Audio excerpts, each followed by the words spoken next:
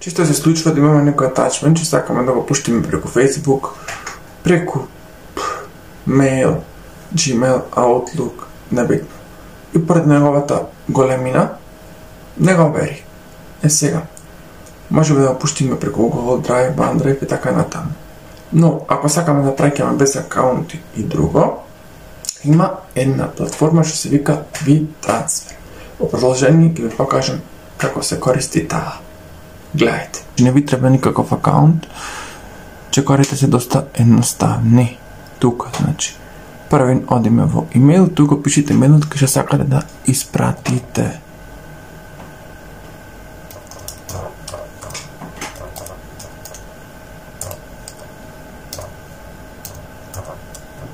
После, долу го пишите вашиот имейл.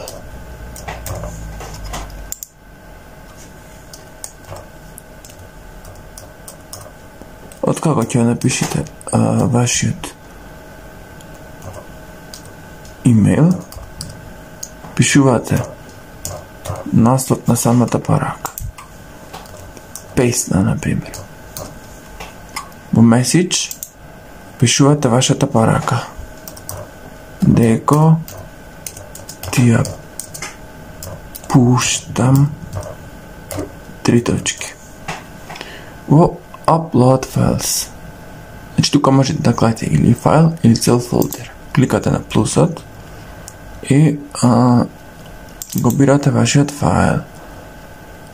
Одите на трансфер. Сега. Ќе ви пуштат код на вашиот мейл и тој код вие треба тука да го напишите. Може да појде во спам ако не го гледате тука. Ке си почекате да стигне и ќе си го напишите.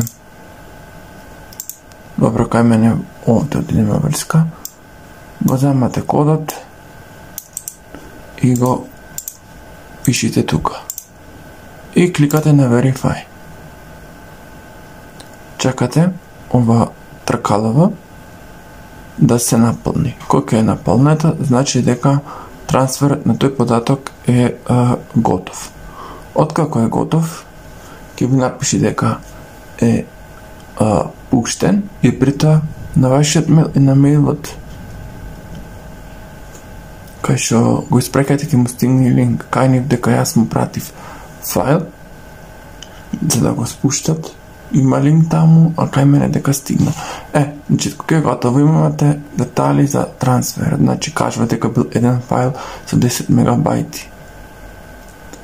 Испратен кај мене, дека насловот му е песна, параката е дека ти ја пуштам и еве го фајлот кажува дека е 10 мегабајти, дека е MP3 и се вика иди из живота мога. Битно е да се знае дека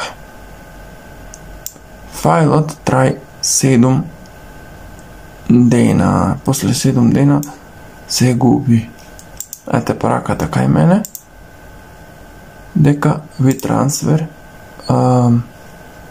песна sent successfully to во другиот мейл што си ја пуштив кај мене и еве го линкот. И пазете, ако не ви спуштено, ви дава предупредување дека имате уште неколку дена. Значи, постапката е кратка и едноставна. Еве ета парака што ви велев дека ви дава предупредување.